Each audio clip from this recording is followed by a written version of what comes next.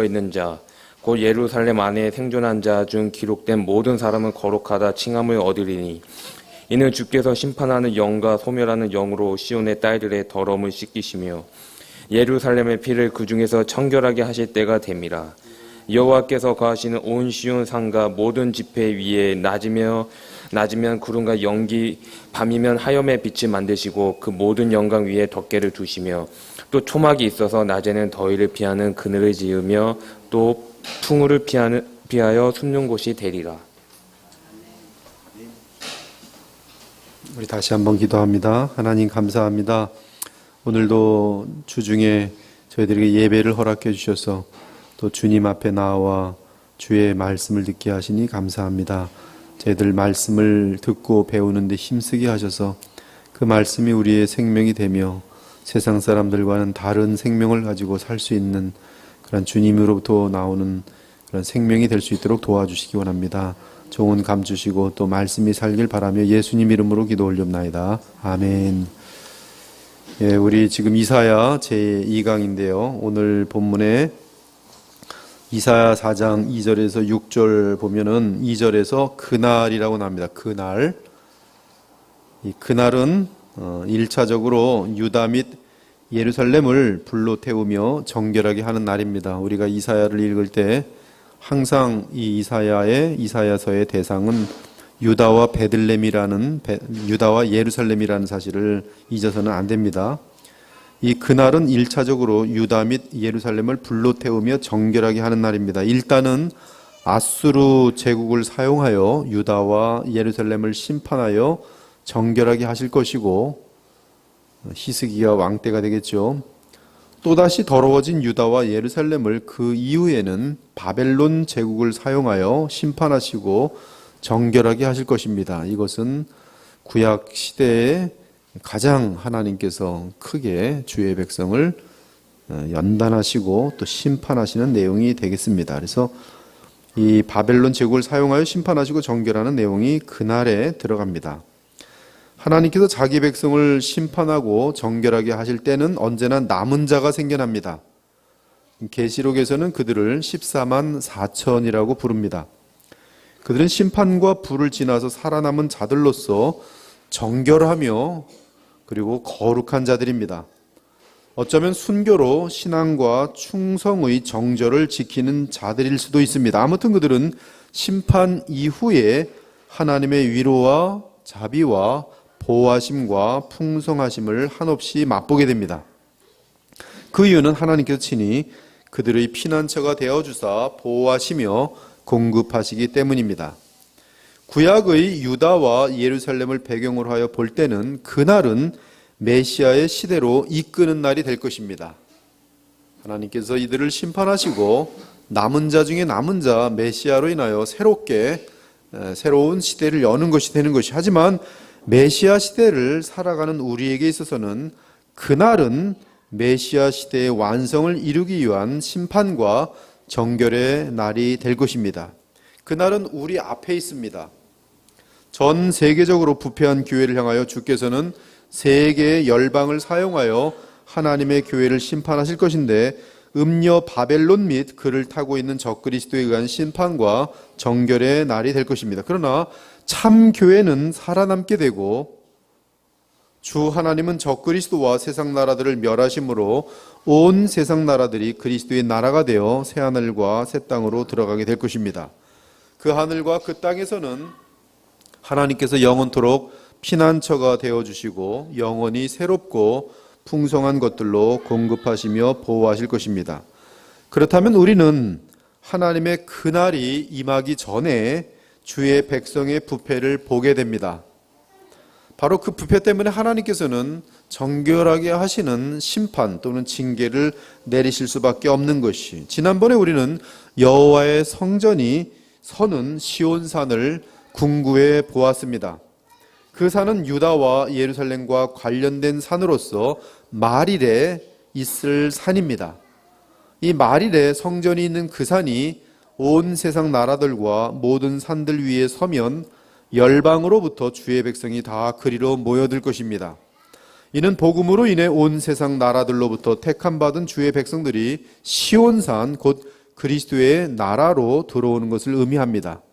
그리고 말일은 궁극적으로 예수님의 재림과 함께 온 세상 나라 가운데 다시는 전쟁이 없는 평화의 나라가 될 것을 알려줍니다. 그래서 지난 1강에 다룬 이사야 2장 바로 2절부터 5절까지의 내용이 되는 것이 1절부터 5절까지 내용이 되는 것이 그러나 이사야가 있던 유다와 예루살렘의 상태는 그들이 구약시대 가운데 하나님의 자녀와 백성을 대표함에도 불구하고 그 부패가 말로 다 할 수 없었습니다. 그러므로 반드시 하나님의 정결케 하시는 심판이 필요합니다. 문제는 주께서 심판하실 때는 그 강렬함이 대단하다는 데 있습니다. 물론 우리 하나님은 오래 참으십니다. 가능한 자녀들에게 매를 대지 않으십니다. 하지만 아무리 참으셔도 도리어 주의 백성이 한없이 부패하는 방향으로 오히려 하나님께서 인내하실수록 더 악화가 되고 더 완고해지면, 그래서 돌이킬 가능성이 없어 보이면 하나님은 어쩔 수 없이 매를 대실 수밖에 없습니다. 그 매는 이미 언급한 것처럼 아수르, 바벨론, 그리고 주의 재림 직전에는 대환란이 있을 것입니다. 지금 우리에게는 세상 사람들에 의해 철저한 박해를 받는 것으로 나타날 것입니다. 너희는 세상의 소금이니 소금이 만일 그 맛을 잃으면 무엇으로 짜게 하리요. 후에는 아무 쓸데없어 다만 밖에 버려져 사람에게 밟힐 뿐이니라. 이런 주의 정결케 하는 징계의 심판이 있기 전에 이사야는 하나님의 심판과 징계가 타당할 수밖에 없는 유다 및 예루살렘의 부패 상태를 고발합니다. 그 내용은 이사야 2장 6절부터 이사야 4장 1절까지 있습니다. 그 다음에 그날에 대해서 선포하는 것이, 그날에 그러므로 이들은 심판받을 수밖에 없다는 것이, 심판받을 수 있는 내용, 심판받을 수밖에 없는 그 상황에 대해서 이사야는 고발할 수밖에 없는 것입니다. 그 고발은 하나님께서 이사야를 통하여 하시는 것이죠. 또한 이사야 선지자는 이 부패한 유다와 예루살렘을 향해서는 주의 심판을 당하기 전에 바른 삶을 살도록 권합니다. 항상 하나님의 심판을 예고할 때 선지자들은 회개를 권면해요. 바르게 돌아올 것을 권면합니다. 그것이 지난주에 다루었던 이사야 2장 5절이었어요. 야곱 족속아 오라, 우리가 여호와의 빛에 행하자. 지금 이러한 권면은 지금 메시아 시대를 사는 우리에게도 사도를 통해 똑같이 주셨습니다. 우리가 그에게서 듣고 너희에게 전하는 소식은 이것이니 곧 하나님은 빛이시라. 그에게는 어둠이 조금도 없으시다는 것이니라. 만일 우리가 하나님과 사귐이 있다 하고 어둠에 행하면 거짓말을 하고 진리를 행하지 아니함이거니와 그가 빛 가운데 계신 것 같이 우리도 빛 가운데 행하면 우리가 서로 사귐이 있고 그 아들 예수의 피가 우리를 모든 죄에서 깨끗하게 하실 것이라. 그리고 혹시 어둠에 행한 일이 있으면 신속하게 그리스도께 나아가 회개하고 바르게 고치면 주께서 얼마든지 받아주십니다. 만일 우리가 우리 죄를 자백하면 그는 미쁘시고 의로우사 우리 죄를 사하시며 우리를 모든 불의에서 깨끗하게 하실 것이요. 그렇다면 우리는 하나님께서 유다와 예루살렘을 심판할 수밖에 없는 이유들에 대해 알아야 합니다.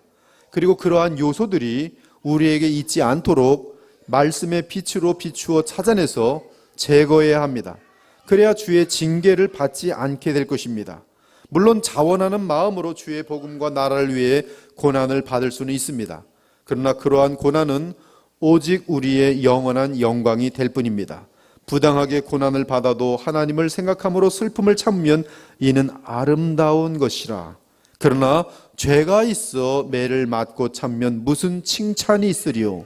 그러나 선을 행함으로 고난을 받고 참으면 이는 하나님 앞에서 아름다우니라. 이를 위하여 너희가 부르심을 받았으니 그리스도도 너희를 위하여 고난을 받으사 너희에게 본을 끼쳐 그 자취를 따라오게 하려 하셨느니라.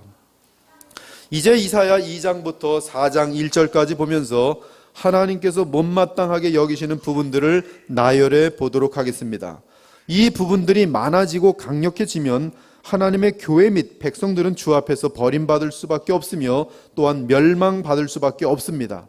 이 멸망을 받는다는 것은 교회가 거짓 교회가 되거나, 어저께도 어떤 무슨 또 대형 사건이 터진 것 같은데 17년 된 아들이 보니까 목사 아들이어가지고 근데 무슨 유전자를 했는데 99.5가 나왔는데 하나님이 기적으로 낳은 아들이라고 그래가지고 지금 한국이 지금 뒤집혀가지고 이게 도대체 개독교도 아니고 이거는 미치광이들의 모임이라는 그런 비판이 지금 아주 난리가 나고 있어요.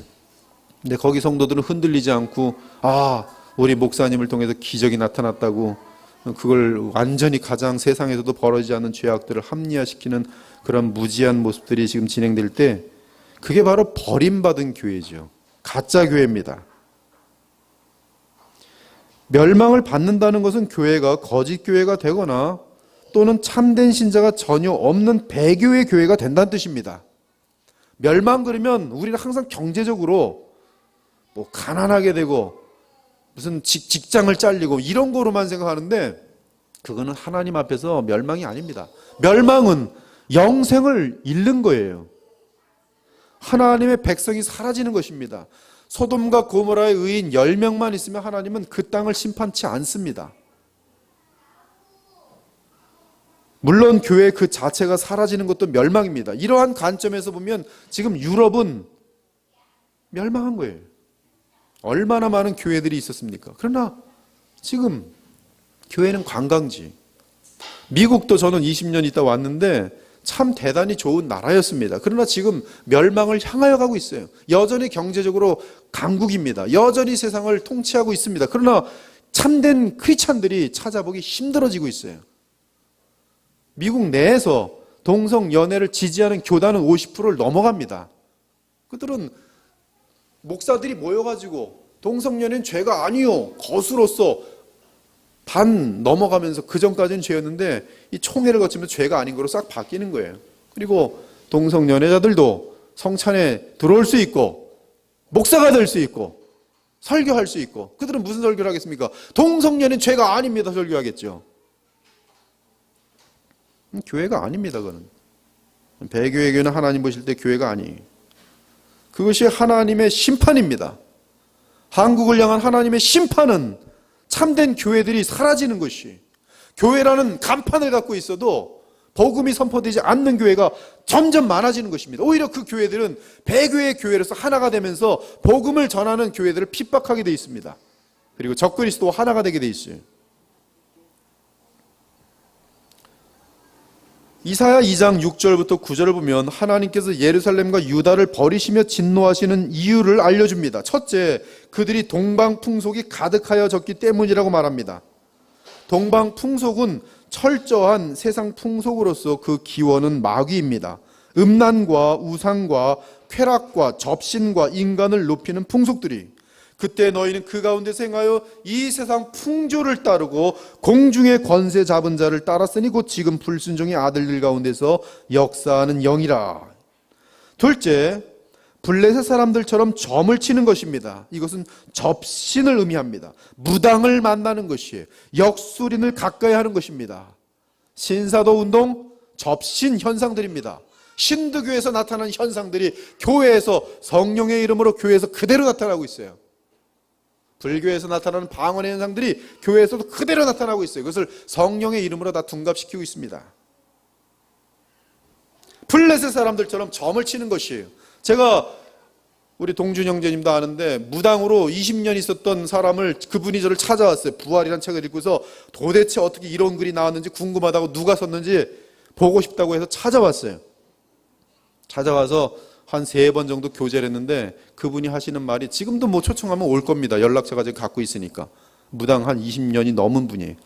근데 자기가 무당을 20년 동안 하면서 사람들이 이렇게 이제 속도 보이고 다 보이는데 목사가 됐습니다. 목사가 돼서 교회를 다니는데 교회 이곳저곳 가보면은 자기가 무당으로서 하던 일을 그대로 목사들이 하고 있다는 거예요. 내가 무당 때 하던 일을 이 사람은 왜 지금 하고 있지?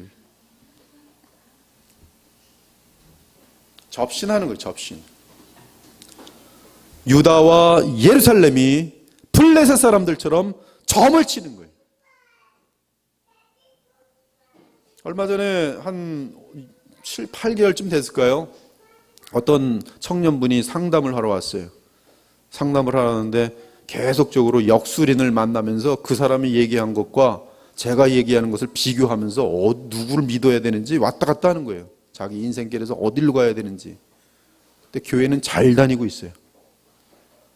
근데 역술인 님자까지 붙이더라고요. 너 역술인 님, 그분을 만나면 뭐라고 합니다.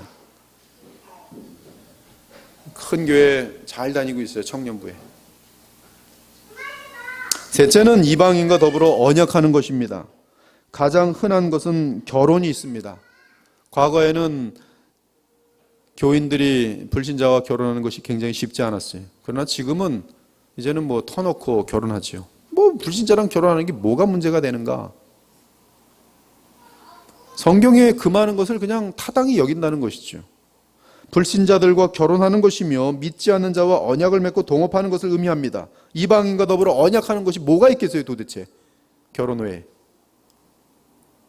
이러한 세 가지 요소를 종합하면 정치적, 상업적, 문화적, 특히 공동체 및 종교적 측면에서 불신자들과 연합하는 것이며 그 결과로는 하나님의 성별된 백성으로서의 거룩함을 잃는 것입니다. 그들은 하나님의 백성이라는 칭호를 가지고 있지만 하나님께 그 마음과 삶이 드려진 모습이 아니라 계속 세상과 짝하며 세상 풍습에 물들어 가는 것을 말합니다. 그러므로 고발하는 것이에요. 하나님이 그러므로 심판할 수밖에 없는 것이에요. 7절을 보면 주의 백성인 유다와 예루살렘이 놀랍게도 보화를 쌓는 일에 집중하고 권력을 얻는 일에 집중하는 것을 보여줍니다. 하나님의 백성인데, 하나님의 교회인데 그 삶의 목적은 돈과 권력을 쌓는 것이. 더욱이 그들은 돈과 권력을 위해 사는 것뿐만 아니라 우상을 만들어 경배합니다. 누가? 예루살렘이 하나님의 백성이란 말씀이, 누가? 유다가 하나님의 백성으로 구성된 공동체란 말씀이, 지금으로 치면 교회죠. 교회가 뭘 해요? 우상을 만들어 경배하는 것이. 제가 어떤 장로님 집에 신방을 갔는데 그 집은 사업 잘 되기를 바라는 마음이 너무나 커서 교회에 와서도 열심히 기도할 뿐만 아니라 혹시나 부처도 복을 주지 않을까 부처상들도 몇 개 갖다 놨어요. 장로님입니다. 그런데 우상 섬기는 일은 부한자와 권력 있는 자뿐만 아니라 가난하고 힘없는 자들도 마찬가지입니다. 이에 9절은 우상 숭배하는 자는 누구든지 간에 용서받을 수 없음을 선언합니다. 이사야 선지자는 하나님 앞에서 인간들이 문제가 되는 이유를 진단하는데 그 이유는 놀랍게도 우상 숭배입니다.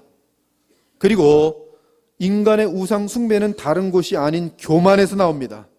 그리고 교만과 우상 숭배는 오직 하나님의 심판 외에 고쳐질 가능성이 없습니다. 잘 들으시기 바랍니다. 교만과 우상 숭배는 하나님의 진노 외에는 바뀌지가 않아요. 하나님에 의해서 다리가 부러진다든지 매를 맞아야지만 정신을 차린다, 이 말씀이. 그러므로 10절부터는 왜 유다와 예루살렘이 하나님 앞에서 거룩함을 잃고 세속화되었는지 그 이유를 진단한 후 곧바로 그날에 대해 언급합니다. 즉 하나님께서 심판을 통해 유다와 예루살렘을 깨끗하게 하는 날인 것이. 하지만 그날은 참으로 무서운 날입니다. 비참한 날입니다. 고통의 크기가 한없는 날입니다. 그러므로 너무나 무서워서 하나님 앞에서 피할 수밖에 없습니다. 제가 미국에서 운전을 하고 있는데 바로 위에서 천둥 소리를 들은 적이 있습니다. 비가 어찌나 거세게 내리는지 1m를 앞으로 못 가겠어요. 근데 고속도로였기 때문에 멈추면 뒤에서 차가 올 것 같기도 해서 이거 보이지도 않는데 그냥 어떻게 그냥 간신히 그냥 1m도 보이지 않는 가운데 감으로 가고 있는데 이 머리에서 콱강 하고 천둥이 치는 거예요. 근데 바로 그냥 머리 위에서 꽝 치는데요. 정말 저는 태어나서 처음으로 그렇게 큰 소리 처음 들어봤어요. 기절하는 줄 알았습니다. 그리고 바로 벼락이 바로 보이는 데서 그냥 이 번개가 쫙 갈라지는데요. 그 차 바깥에서 바로 진하게 보이는데 너무 선명하게 보이는 거예요. 그래서 제가 이 천둥 소리하고 바로 벼락이 탁 내리는 걸 보면서 뭐 했는지 압니까? 회개 기도가 막 저절로 나오더라고요. 정말로 저절로 나와요.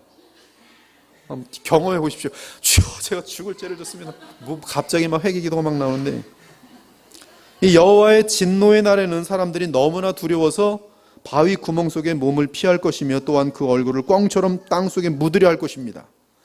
중요한 것은 그날에 하나님께서 치리하는 대상이 누구인지 너무나 선명하게 강조되고 있습니다. 제가 성경 영어 번역 중에 가장 원어에 가깝게 번역된 권위 있는 버전이 NASB, New American Standard Bible이에요. 근데 그것의 개정판인 NAU, American Bible의 업데이티드 버전입니다. 제가 제일 이 바이블 웍스를 보면 한 12개 또는 30개까지도 필 수 있어요. 영어 번역본을. 근데 제가 제일 많이 보는 거 한 5개 정도 봅니다. 근데 그 중에 제가 제일 많이 레퍼런스를 하는 게 NAU예요. 왜냐하면 제가 원어와 영어 버전을 볼 때 그것이 지금까지 가장 정확하게 번역이 되는 것을 확인하면서 NAU를 보고 있어요. 근데 그 NAU하고 개정 개혁을 보니까 더 분명하게 드러나는 것이 있었습니다. 그것은 뭐냐 하면 하나님께서 치리하는 대상에 누구가 들어가는지 아십니까? 교만한 자예요. 2장 3장을 읽으면서 너무나 뚜렷하게 하나님의 진노의 대상이 되는 대상은 교만한 자입니다. 11절에 보니 그날에 눈이 높은 자, 교만한 자. 12절을 보면 모든 교만한 자, 거만한 자, 자고한 자에게 심판이 임하여 가장 비참하게 될 것이라고 합니다. 13절에서 17절은 왜 인간들이 교만하여지는지 알려주는데 레바논의 높고 높은 모든 백향목은 세상에서 유명하기 때문에 교만해졌고 바산의 모든 상수리 나무는 재물이 많아서 높은 권력을 지님으로 교만해졌다는 뜻이에요. 모든 높은 산, 모든 솟아오른 작은 언덕, 모든 높은 망대, 모든 견고한 성벽, 모든 다시스의 배들. 개역개정은 모든이 빠졌는데 그 다시스의 배들도 모든이 들어있습니다. 모든 다시스의 배들, 모든 아름다운 조각물들. 예술이 능력이 좀 뛰어난 것 같으니까 교만해지고, 장사를 했더니 장사가 잘 돼서 교만해지고, 좀 이름이 나서 교만해지고, 잘생겨서 교만해지고, 이 모든 인간을 높이는 세상 지혜 및 실력 등을 의미하는데 아무튼 그 마음이 이유는 뭔지 우쭐해지고 교만하고 자고하고 멸시하는 그런 마음을 가진 자, 그날 그들은 망하게 돼 있어요.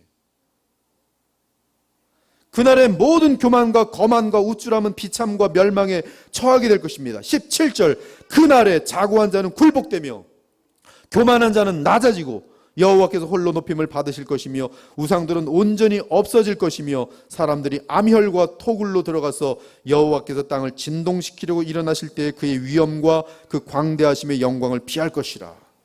더욱더 무서운 것은 그날에는 모든 우상들과 모든 흔들리는 것들이 다 잿더미가 될 것이라는 것이 19절과 21절을 보면 두 번이 반복되는데 여호와께서 땅을 진동시키려고 일어나실 때라는 표현이 반복되고 있습니다. 유다와 예루살렘을 향한 심판 선언에 있어서 이 놀라운 표현은 하나님께서 인류 마지막 때에 큰 지진으로 온 세상을 흔들 것이며 더 나아가 지구 전체를 하늘과 땅 속의 유황불로 영원하지 않은 모든 것을 태우실 것에 대해서 이 표현을 쓰고 있어요. 계시록 16장 17절 이하를 보니까 일곱째 천사가 그 대접을 공중에 쏟음에 큰 음성이 성전에서 보좌로부터 나서 이르되 다 되었다 하시니 번개와 음성들과 우레소리가 있고 또 큰 지진이 있어 얼마나 큰지 사람이 땅에 있어 온 이래로 이같이 큰 지진이 없었더라. 큰 성이 세 갈래로 갈라지고 만국의 성들도 무너지니 큰 성 바벨론이 하나님 앞에 기억하신 바 되어 그의 맹렬한 진노의 포도주 잔을 받음에 각 섬도 없어지고 산악도 간데 없더라. 지진이 얼마나 큰지 산들도 없어져요. 산악도 간데 없어요. 각 섬도 없어지고. 그리고 모든 지금 연합되어 있는 전 세계, 하나님의 백성 외에는 전 세계가 지금 통일되어 있는 이 큰 성 바벨론, 전 세계 도시들이 그냥 쫙 갈라지는 거예요. 큰 지진이 다 흔들어 버립니다. 하나님께서. 히브리서 12장에 보니까 그때에는 그 소리가 땅을 진동하였거니와, 그때가 언제일까요? 바로 하나님께서 심판하시는 그런 때, 구약의 때, 아수르 제국들이 올 때, 바벨론이 들어올 때예요. 이제는 약속하여 이르시되 내가 또 한 번 땅만 아니라 하늘도 진동하리라 하셨느니라. 이 또 한 번이라 하시면 진동하지 아니하는 것을 영존하게 하기 위하여 진동할 것들, 곧 만드신 것들이 변동될 것을 나타내심이라. 그러므로 우리가 흔들리지 않는 나라를 받았은즉 은혜를 받자 이로 말미암아 경건함과 두려움으로 하나님을 기쁘시게 섬길지니 우리 하나님은 소멸하는 분이심이라. 하나님께서는 이 세상의 모든 영원하지 않은 것들을 다 소멸하실 것이라고 말씀합니다. 그러므로 영원하지 않은 것을 위하여 수고하는 자들은 하나님께서 진동하는 것들을 흔들어 버리실 때 헛수고가 되는 것이, 우리가 죽음을 지나면서 영원하지 않은 것들을 위하여 수고한 모든 수고는 헛수고가 될 것입니다. 분명히 기억하세요. 그것은 하나님의 말씀이 영원하지 않은 것들은 절대로 영원한 나라에 가져가지 못합니다. 그러므로 지혜로운 자는 흔들리는 것들을 투자해서 영원한 것들을 구하는 자들이에요. 돈 있다 없어지는 것입니다. 건강 있다가 없어지는 것이에요. 영원한 것들이 아닙니다. 그러나 우리의 겉은 후패하지만 우리의 속사람은 날마다 새롭도다. 우리의 속사람은 영원합니다. 이 썩어질 것을 가지고 투자해서 하나님의 나라를 위하여 사는 자들은, 진주를 사는 자들은 영원한 것을 갖고 들어가게 돼 있어요. 만왕의 왕들이 그 영원한 나라에 자기의 영광을 갖고 들어가도록 돼 있어요. 그것이 뭐예요? 영원한 것들을 갖고 들어가는 것이에요. 자기의 육체를 위하여 심는 자는 이 육체로부터 썩어진 것을 거두지만 성령으로 인하여 심는 자는 성령으로부터 영원한 것들을 얻게 돼 있어요. 다 타버려요. 유다와 예루살렘도 이 세상에서 세상 사람들과 비교해보면서 영원하지 않은 것들을 그렇게 모으려고 했지만 다 흔들려 버린 거예요. 순식간에 날아가 버립니다. 그러므로 영원하지 않은 것들은 하나님의 진노와 심판 앞에서 다 헛되게 될 것입니다. 따라서 하나님의 진노를 당할 때는 모든 우상이 아무런 도움이 되지 못합니다. 그러므로 그들은 그날에 모든 우상을 내다버릴 것이, 사람이 자기를 위하여 경배하려고 만들었던 은우상과 그 무상을 그날에 두더지와 박쥐에게 던지고 아멸과 험악한 바위 틈에 들어가서 여호와께서 땅을 진동시키려고 일어나실 때 그의 위엄과 그 광대하심의 영광을 피하리라. 그리고 이사야가 내리는 결론은 2장에서 너희는 인생을 의지하지 말라. 그의 호흡은 코에 있나니 새말 가치가 어디 있느냐. 사랑하는 여러분, 이 세상을 살아갈 때 사람을 두려워하지 마세요. 하나님만 두려워하십시오. 그래야 영원한 가치를 붙들 수가 있어요. 사랑하는 여러분, 우리는 이 세상에서 세상 사람들이 부러워하는 것들을 부러워해서는 안 되며 세상에 속한 것들을 의지해서는 안 됩니다. 오직 우리가 두려워해야 하는 대상은 우리의 영혼과 몸을 지옥에 던지실 수 있는 예수 그리스도 외에는 없어요. 그분만 두려워하시기 바랍니다. 하나님이시며 그분의 아들이신 우리 주 예수 그리스도, 그분을 경외하고 그분만을 경외하고 그분만을 두려워함이 우리의 인생을 바른 길로 인도할 것이에요. 이제 3장으로 넘어가면 그 날에 임할 하나님의 심판을 알려줍니다. 물론 3장은 하나님의 교회가 그 역할을 제대로 하지 못할 때 사회에 나타나는 현상이기도 합니다. 하지만 1차적으로는 하나님의 백성의 공동체인 교회와 또한 교회를 구성하고 있는 신자들에게 심판이 나타납니다. 3장 1절을 보면 예루살렘과 유다라고 표현합니다. 지금까지는 유다와 예루살렘이라고 표현했어요. 그러나 3장부터는 3장 8절도 마찬가지인데 예루살렘과 유다라고 표현하고 있어요. 히브리어 원어로 보면 예루살렘으로부터 그리고 유다로부터라고 되어 있습니다. 이는 성전이 있는 예루살렘을 먼저 언급한 것으로서 주의 백성의 경우는 하나님과의 관계가 깨질 때 그들의 삶 전체가 무너지는 것을 알리기 위함이, 하나님의 심판은 하나님과의 관계가 먼저 깨지면서 이루어집니다. 여러분, 재정적으로 아직 손해 안 봤다고 하나님의 심판이 임한 것이 아니에요. 건강을 잃지 않았다고 하나님의 심판이 임하지 않았다고 보지 마시기 바랍니다. 하나님의 심판은 하나님과 돈독한 관계하고 있지 않으면 이미 심판이 임한 것이, 말씀을 읽어도 기쁨이 없고 예배를 드려도 하나님을 만날 수 없다면 이미 심판이 임한 것이, 하나님과의 관계가 깨어질 때 곧 이어 그들의 삶 전체가 무너지게 돼 있어요. 죄가 틈타게 돼 있고 죄로 인하여 미움과 분노와 허무함이 찾아오게 돼 있어요. 주께서는 하나님을 저버린 백성을 향해 계속적으로 경고하며 징계하십니다. 이제 하나님께서 부정한 예루살렘과 유다 백성을 심판하십니다. 첫째, 물과 양식이 끊어집니다. 이는 바벨론 왕 느부갓네살이 공격할 때 문자 그대로 성취되었어요. 얼마나 먹을 것이 없었는지 정말로 자기 자녀들까지 잡아먹을 정도로 심각한 배고픔 가운데 빠집니다. 하나님께서 주의 백성을 심판하실 때는 어떤 때는 물과 양식을 끊으실 때도 있어요. 가난해도 어떻게 그렇게 가난하게 되어지는지, 하나님의 심판이, 하나님이 사랑하고 자기의 아들의 생명까지 주신 그 대상들이 하나님을 저버릴 때 하나님께서는 그들에게 물과 양식을 끊으십니다. 둘째는 공동체가 무너지는 것이, 우리가 하나님보다 공동체의 지도자를 더 의지할 때 그들 역시 제거될 것이, 교회에서도 하나님보다 목사를 더 의지할 때 그 교회는 하나님께서 지도자들을 제거해 버리시고 그 교회 무너뜨리실 거예요. 3장의 2절과 3절은 유다 공동체를 구성하던 군사, 문화, 종교, 상업 등의 모든 조직이 무너진 것을 의미합니다. 셋째는 북한처럼 김정은 같은 소년들이 공포 정치로 공동체를 다스리며 어쩌다 요행을 얻은 자들이 공동체를 주무를 것을 보여줍니다. 이것이 하나님께서 내리시는 심판의 공동체예요. 교회도 마찬가지입니다. 교회도 정령 참된 믿음을 가진 자들이 교회를 이끄는 게 아니라 어쩌다 돈 많이 번 사람들이 와서 교회에서 돈 가지고 휘두르는 교회가 되는 것이, 어쩌다 김정은처럼 아버지 덕을 봐가지고 권력을 붙든 다음에 공포 정치로 공동체를 주무르는 것이, 그것처럼 비참한 공동체가 어디 있어요? 지옥으로, 목사 말 안 들으면 지옥 들어가요. 세상에 그런 성경 말씀이 어디 있어요? 이 내용은 3장 12절에서도 반복됩니다. 아이가 백성을 학대하고 여자가 다스리며 도리어 지도자들이 백성으로 하여금 죄를 짓게 하고 이 진리의 길을 어지럽게 한다고 말합니다. 그렇죠? 국회의원들이 더 많은 비리를 저지르고 더 많은 그냥 거짓을 말하고 도적질을 하고, 이는 방자하고 치졸한 자들이 지도자가 되며 여성이 남성의 권위를 무너뜨린 질투와 폭정사회가 될 것을 알려줍니다. 넷째는 사람들은 서로 착취 대상일 뿐이에요. 회사에 다녀도 진정한 사랑이 아니에요. 다 착취 대상입니다. 얘를 어떻게 이용해서 내가 더 많이 얻고 더 많이 올라갈까. 서로 학대하고 잔해합니다. 지독하게 짓밟아 버립니다. 기회가 나면은 등을 칼로 찍어서 완전히 망하게 만들고 나는 많이 갖는 것이. 또한 사회는 권위체제가 상실되어 무정부 상태가 될 것입니다.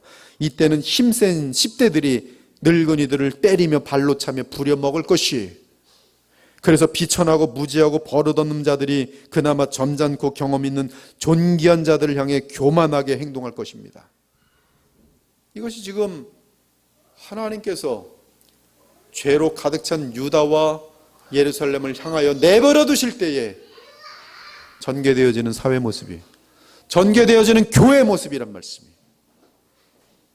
그리고 사람마다 자기가 가지고 있는 약간의 재산이라도 악착같이 붙들고 놓지 않으려 할 것입니다. 즉 이때는 내 것 챙기느라 가족도 사회도 보이지 않을 것이, 이렇게 주의 백성인 예루살렘과 유다가 멸망하고 엎드려지며 비참한 공동체가 되는 이유는 3장 8절에 보니 그들의 언어와 행위가 여호와를 거역하여 하나님의 영광의 눈앞에서 범죄하였음이라.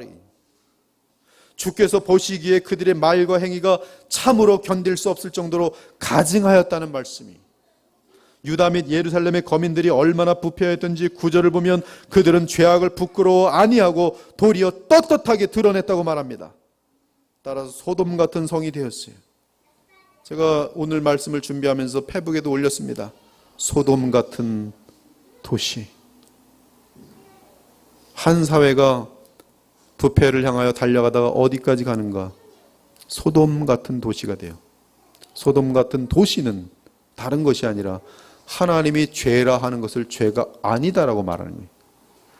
그 대표적인 사회 현장은 성경 전체에 걸쳐서 볼 때에 그 소도마이트, 동성연애 유다서에도 나오고, 다른 정상적인 육체를 따라가지 아니하고 이상한 육체를 따라가는 현상이 창세기 19장에도 나오고, 사사기 18장에도 나오고, 17장에도 나오고, 19장에도 나오고. 그래서 소돔입니다. 우리는 구절의 상태가 하나님의 심판을 반드시 받는다는 사실을 기억해야 합니다. 그것은 죄를 죄로 여기지 않고 공개적으로 허용하는 것이, 그 중에 가장 뚜렷한 죄는 동성연애입니다. 그 죄는 모든 인간 사회의 죄악 가운데 죄가 공동체에 만연될 때 나타나는 현상이기 때문에, 그래서 소돔입니다. 사회적인 착취가 극을 다룰 때 나타나는 게 소돔이에요. 그리고 모든 정상적인 관계가 무너질 때가 나타나는 현상이 소돔입니다. 그래서 소돔과 같다고 말하는 것이, 그들은 하나님으로부터 무서운 보응을 당하게 될 것입니다. 악인에게는 화가 있으리니 이는 그의 손으로 행한 대로 그가 보응을 받을 것임이니라. 그러나 그러한 부패한 공동체 속에서도 주를 믿으며 충성하는 의인들은 복을 받을 것이요 그 믿음과 충성에 합당한 열매를 반드시 먹게 될 것입니다. 어두운 밤일수록 빛으로 드러나는 자들은 환하게 비치게 돼 있어요. 하나님께서 존귀하게 사용하게 돼 있습니다. 여러분, 그러므로 정신 깨어서 세상에 물들지 마시고, 세상이 부패할수록 나는 더 빛을 드러내겠다, 더 주님께 충성하십시오. 그러면 많은 사람들이 비칠 때보다 어두워 갈수록 하나님은 더 우리를 긴히 요긴하게 사용하시게 되는 것이 얼마나 좋은 기회입니까?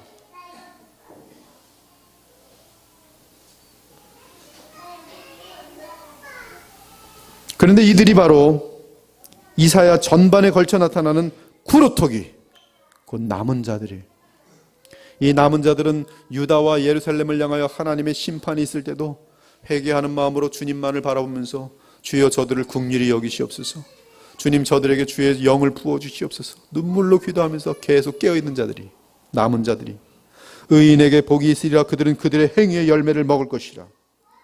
이제 하나님께서 자기 백성을 심판하려고 일어서십니다. 특히 권력과 돈을 쥐었던 지도자들을 먼저 치십니다. 그들은 연약한 자들을 착취하고 탈취한 자들입니다. 힘없는 주의 백성을 발로 짓밟고 가난한 자의 얼굴을 맷돌로 돌리면서 고문했어요. 상상해 보세요. 가난한 자들의 얼굴을 땅에다 딱 눌려놓고 발로 밟은 다음에 맷돌로 그 위에 돌리는 거예요. 이 얼마나 하나님의 백성 공동체인데 이런 일들이 자행되고 있었어요. 따라서 주께서 자기 백성의, 누구라 그래서 자기 백성의 고관들과 장로들을 먼저 신문하실 것입니다. 이 신문이라는 것은 공적인 법 집행이 있을 것이라는 뜻이, 이러보건대 하나님의 심판은 율법에 따르는 공의로운 법 집행입니다. 이사야 3장의 마지막 문단은 시온의 딸들의 죄악에 대해 나열하고 있습니다. 우리 그리스도의 보혈교회에서는 자매님들이 항상 깨어 있습니다. 앞으로 이 깨어있음이 더욱더 충만하길 원해요. 왜냐하면 여자가 부패하는 것은 사회의 부패의 시작입니다. 가장 분명한 징조예요. 근데 이 교회의 자매님들은 만약에 세상을 따르지 않는다면 이 교회는 가장 강한 교회로 쓰게 될 거예요. 남성들보다 더 중요한 분들은 누구냐면 시온의 딸들이. 시온의 딸들은 사라처럼 남편에게 순종할 줄 알아야 돼요. 여성의 가장 큰 죄성은 남편 머리 위에 올라가는 것입니다.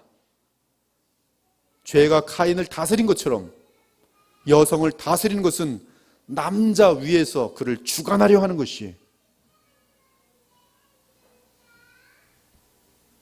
지금 이 마지막 문단에 시온의 딸들이 나오는데, 이 딸들은 교회를 다니는 부녀들이라고 할 수 있습니다. 자매님들이라고 할 수 있어요. 하나님의 백성에 속하는 여인들을 뜻합니다. 그런데 시온의 딸들은 새 속에 철저하게 물든 모습이었어요. 아수르 제국과 바벨론 제국의 여인들을 그대로 본따서 그 유행을 따르는 모습이었습니다. 유의해야 할 것은 세상을 따르는 시온의 딸들의 마음가짐 상태입니다. 그것은 다름 아닌 뭐예요? 여러분이 한번 찾아보세요. 그것은 다름 아닌 뭡니까? 시온의 딸들이 왜 부패하게 되어 있는가? 교만이. 여인의 교만은 새 속에 물들게 합니다. 돈 있는 여인들을 보면서 조금씩 샘이 생기면서 우리 남편은 왜 이렇게 돈을 쥐꼬리만큼 벌어오는 거야? 그 전까지는 감사했는데 물든 거예요. 불평하는 거예요. 감사가 바가지로 바뀌어요. 권력가의 아내들을 봅니다.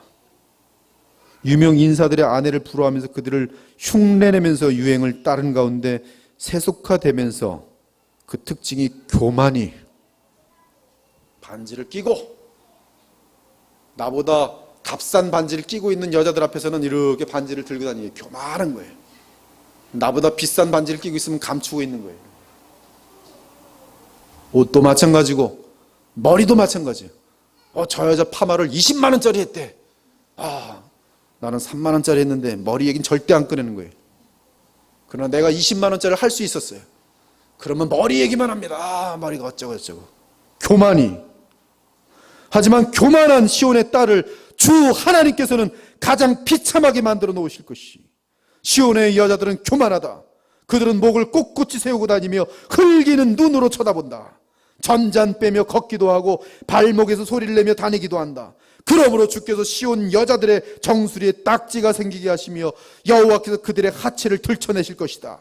그때가 되면 주께서 그들의 모든 장식품, 곧 발목 장식과 머리띠와 달 모양 목걸이와 귀고리와 팔찌와 면사포와 머리 덮개와 발찌와 허리띠와 향수병과 부적과 반지와 코고리와 고운옷과 겉옷과 목도리와 지갑과 손거울과 모시옷과 머리 수건과 어깨 걸치개를 다 없애 버리실 것이다. 지금 이 내용들은 제가 쉬운 성경을 읽고 있는데요, 그 당시 바벨론, 아수르 제국 모든 열방 가운데 세속화된 그 당시 교만한 여자들이 하고 다니는 복장을 시온의 딸들이 지금 담고 있는 모습이, 발에서 딸랑딸랑딸랑 소리를 나면서 막 걸어가요. 그러면 시온의 딸들이 보고 저건 뭐였지? 왜 우리 동네는 없는 것이지? 그 다음부터 자기네들끼리도 딸랑딸랑 하는 이 발을 만듭니다. 그러면서 딸랑딸랑 소리를 내면서 나도 교만해진 거야. 이제 좋다. 나도 높아졌다. 여러분, 지금 이 내용이 사회 시대에 가만히 보십시오. 똑같습니다. 똑같아요. 얼마나 한심의 극치를 달리는지 몰라요. 주님을 향해서 돈 한 푼 쓰지 못하지만 썩어 빠질 것에 대해서 얼마나 옷을 많이 샀는지 죽어가면서도 옷을 처리를 하지 못해요. 근데 그 옷을 입는 사람이 하나도 없어요. 비싸기만 해요. 몇백만 원 주고 샀는데 시대가 뒤떨어져 그 옷을 입지도 않아요. 근데 나이는 먹었어요. 버립니다. 그 옷값만 치면 억 가까이 돼요. 억 가까이. 근데 입을 사람이 없어요.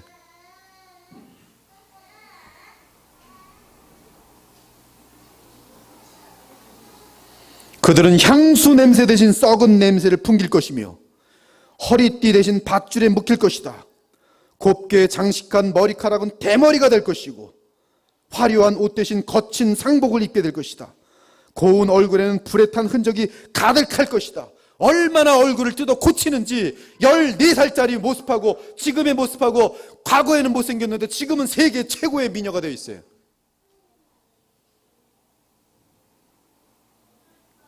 한 80살이 됐는데도 얼굴 뜯어 고치고 있어요. 보톡스인지 뭔지 끝없이 맞추면서. 고운 얼굴에는 불에 탄 흔적이 가득할 것이다. 시온의 딸들이여, 그런 거 흉내내지 마시기 바랍니다. 우리의 속사람을 아름답게 만드시고 하나님 보시기에 정녕 그 내면의 사람이 아름다운 것에 힘을 쓰셔야지, 썩어 빠질 것, 잠깐 있다 없어질 것을 가지고 인생 걸지 말란 말이에요. 그것 때문에 남편 귀찮게 만들지 말고, 여자들 사치 때문에 남편은 이 허리꼬리 다 삐어지게 일해도 갖다 주면 그거 가지고 1000만 원짜리 발가락에 딸랑이 매들고 다니는 거예요. 썩어질 것 가지고.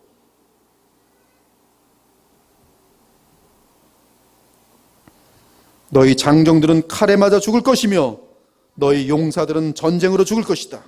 그 성 전체가 슬피 울 것이며 시온은 폐허가 되어 땅에 주저앉을 것이다. 그때가 되면 7 여자가 한 남자를 붙잡고 말하기를 먹을 것도 우리가 되고 입을 것도 우리가 될 테니 그저 우리의 남편이 되어주세요. 제발 우리의 부끄러움을 거두어 주세요라고 말할 것이다. 남자들이 없는 거예요. 여자들만 잔뜩 남아서. 지금 이사야 3장 16절에서 4장 1절까지의 내용은 바벨론 포로 때 그대로 문자적으로 이루어집니다. 바벨론 포로가 되기 직전까지도 시온의 딸들은 딸랑이 발목걸이를 하고 다녔으며 비싼 싸구려 같은, 저는 오히려 거꾸로 너무 비싼 걸 가지고 치장하면 정말입니다, 그냥 싸구려 같이 보여요. 머리가 완전히 비었구나.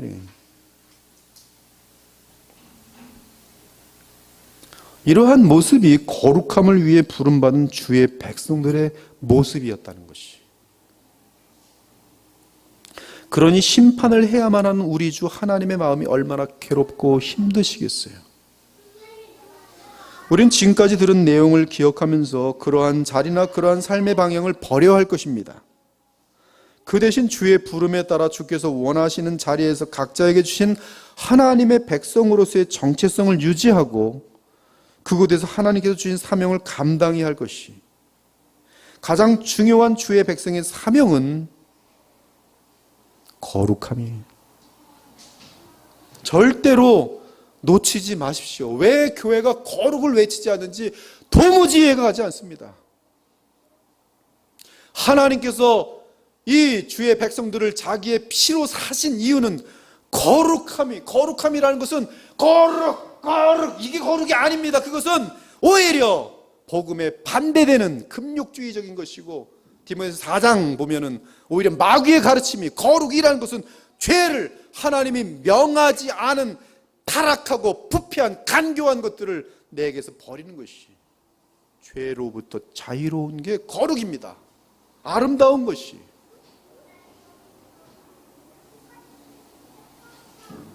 하나님의 백성의 사명은 거룩함이에요. 죄를 싫어하는 것이. 그리고 그러한 거룩함 가운데 아가페의 사랑으로 복음을 전파하는 것입니다. 이런 어둡고 부패한 예루살렘과 유다의 부패 및 패역함을 알려준 이사야는 하나님의 자명한 심판을 선언한 가운데 갑자기 환한 소망을 제시합니다. 또한 공동체 차원에서 어둠과 부패에 처해 있지만 그럼에도 주만 바라보며 견디는 자들을 향해 어떻게 그들이 부패한 공동체에서 벗어나게 되는지 그 길을 제시합니다. 그것은 하나님의 심판의 날에 나타나게 될 여호와 하나님의 가지입니다. 그 개역개정은 여호와의 싹이라고 되어 있는데요, 브랜치, 가지가 정확한 그러한 해석이 되겠어요. 여호와의 가지. 그 가지는 남은 자에게 영광이 되고 자랑이 될 것이, 구루터기에게. 오늘 밤에 여러분 이 말씀을 들으면서 한 가지만 결단하십시오. 나는 구루터기가 되리라. 나는 남은 자가 되리라. 그 남은 자들을 향하여 그날은 심판의 날이지만 그날은 구루터기들에게는 영화로운 날이에요. 여호와의 브랜치, 여호와의 가지가 아름답고 영화로울 것이요, 그 땅에 솟아는 이스라엘의 피난한 자, 즉 이스라엘의 남은 자들입니다. 이스라엘의 남은 자들을 위하여 영화롭고 아름다울 것이며, 시온에 남아있는 자, 예루살렘에 머물러 있는 자, 곧 예루살렘 안에 생존한 자 중 기록된 모든 사람은 거룩하다 칭함을 얻으리라. 이 얼마나 주를 바라보는 자들에게 끝까지 소망을 갖게 하는 위로의 말씀입니까? 다 부패하고 있을 때 부패하지 않은 자들은 주님을 바라보면서 끝까지 빛을 놓치지 않을 수 있도록 소망을 주는 내용이에요. 무엇이? 여호와의 가지가. 이 얼마나 그들로 하여금 주변의 부패와 죄악에 물들지 않게 인내하게 하는 귀한 위로의 말씀입니까? 하나님께서 예루살렘과 유다에 부으시는 심판은 더러운 것들을 소멸하고 시온의 딸들의 더러움을 씻어내며 그 중에 청결한 것들을 남기게 하기 위함이라는 것이 분명하게 나타나 있어요. 4장 4절에 보니 이는 주께서 심판하는 영과 소멸하는 영으로 시온의 딸들의 더러움을 씻기시며 예루살렘의 피를 그 중에서 청결하게 하실 때가 됨이라. 여기 예루살렘의 피는 죄악의 이 착취의 피들이. 그리고 주께서는 남은 자들 곧 끝까지 견디며 거룩하여진 자들에게 보호와 공급 그리고 안식을 약속하십니다. 여호와께서 거하시는 온 시온산과 모든 지폐 위에 낮이면 구름과 연기, 밤이면 화염의 빛을 만드시고 그 모든 영광 위에 덮개를 두시며 또 초막이 있어서 낮에는 더위를 피하는 그늘을 지으며 또 풍우를 피하여 숨는 곳이 되리라. 2절부터 6절까지는 주의 백성들에게 있어서 여호와 하나님의 가지는 심판에서 이기는 비결이며 또한 살아남는 비결로서의 소망이라는 것을 말합니다. 누구든지 여호와 하나님의 가지의 아름다움과 영화로움을 바라는 자들은 거룩하여질 것이며 생존할 것이며 예루살렘에 영원히 거하게 될 것이. 신약의 표현으로 하면 누구든지 주를 바라는 자는, 누구든지 주 예수 그리스도를 믿는 자는 부끄러움을 당치 아니하리라. 정확한 말씀입니다. 그리고 어떠한 상황에서도 여호와 하나님께서는 남은 자와 함께 하시면서 그들을 보호하여 주시고 공급하여 주시고 안식처가 되어 주실 것이라는 것이 바로 오늘 본문의 내용인 것이.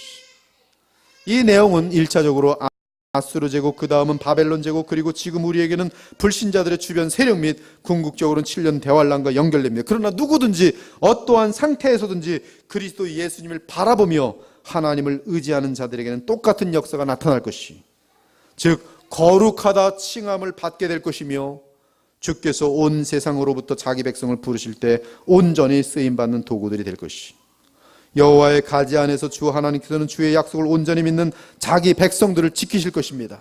내가 산을 향하여 눈을 들리라. 나의 도움이 어디서 올까? 나의 도움은 천지를 지으신 여호와에게서로다. 여호와께서 너를 실족하지 아니하게 하시며 너를 지키시는 이는 졸지 아니하시리로다. 이스라엘을 지키시는 이는 졸지도 아니하시고 주무시지도 아니하시리로다. 여호와는 너를 지키시느니라. 여호와께서 내 오른쪽에서 내 그늘이 되시나니 낮의 해가 너를 상하게 하지 아니하며 밤의 달도 너를 해치지 아니하리로다. 오늘 이 본문의 내용과 지금 겹치는 내용이죠. 광야에서 하나님께서 불기둥과 구름기둥으로 자기 백성을 보호하는 모습입니다. 여호와께서 너를 지켜 모든 환난을 면하게 하시며 또 내 영혼을 지키시리로다. 여호와께서 너의 출입을 지금부터 영원까지 지키시리로다. 오늘 본문은 그 하나님의 이 약속이 누구에게 임하는가? 여호와의 가지를 바라보는 자들이, 여호와의 가지를 소망하며 그 아름다움을 바라보는 자들이. 이 위대한 역사가 우리 믿는 자들에게 가능한 것은 바로 다름 아닌 여호와의 가지이신 그리스도 예수님의 아름다움과 영화로움, 그것을 우리가 믿고 의지하기 때문인 것이. 너희는 믿음을 굳건하게 하여 그를 대적하라. 이는 세상에 있는 너희 형제들도 동일한 고난을 당하는 줄을 알미라. 모든 은혜의 하나님 곧 그리스도 안에서 너희를 부르사 자기의 영원한 영광에 들어가게 하신 이가 잠깐 고난을 당한 너희를 온전하게 하시며 굳건하게 하시며 강하게 하시며 터를 견고하게 하시리라. 오늘도 부패한 이 세상 가운데, 그리고 또한 점점 많은 교회들이 부패하여 가는 이러한 시대에 오늘 여러분들은 하나님의 이 말씀을 듣고 더욱 하나님의 심판의 대상이 되지 마시고 하나님으로부터 나오시는 여호와의 가지의 아름다움과 그 영화로움을 보시면서 믿음으로 소망을 붙드시고 이 세상에 물들지 않고 계속 좁은 길을 달려갈 수 있는, 그래서 남은 자의 길을 걸어가는, 그래서 마침내 온전한 영광, 그리고 하나님 아버지께서 늘 함께하는 영광에 이르시기를 우리 주 예수 그리스도의 이름으로 축원합니다. 아멘. 함께 기도 올리겠어요. 하나님 감사합니다. 오늘 이사야 4장 2절에서 6절까지의 말씀을 나누었습니다. 하나님, 이사야에 담겨있는 하나님 나라의 위대함과 그 풍성함, 그러나 또한 하나님께서 얼마나 자기 백성을 사랑하시면서도 꾸짖을 수밖에 없고 심판하실 수밖에 없는 그 아픔을 저희들로 하여금 보게 하여 주시옵소서. 그 고통이 얼마나 크면 하나님의 아들 예수 그리스도로 하여금 우리의 죄를 대신 감당하게 하시고 또한 여호와의 가지이신 예수 그리스도 안에서 남은 자들을 붙들어 주시는 그 역사를 오늘도 보게 하여 주셨으니 주님, 저희들은 좁은 길인 우리 주 예수님을 붙들고 이 세상에 물들지 않고 계속 생명을 얻어가면서 거룩한 삶을 살아갈 수 있도록 주님 인도하여 주시옵소서.